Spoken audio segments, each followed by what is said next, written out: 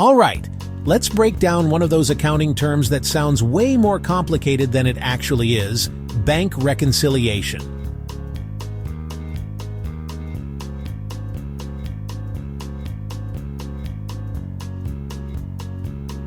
One from your own books, one from the bank. Bank reconciliation is the process of making those two match up. That's it.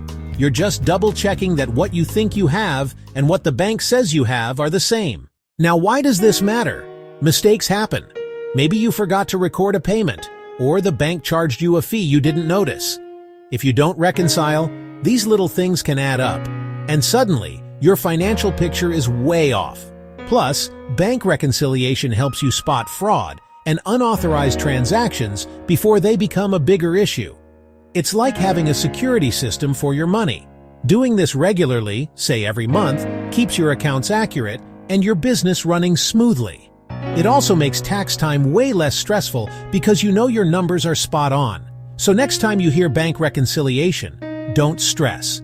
It's just about making sure your records and the bank's records agree. Simple, right? Stay on top of it, and you'll save yourself a ton of headaches down the road. Trust me, your future self will thank you.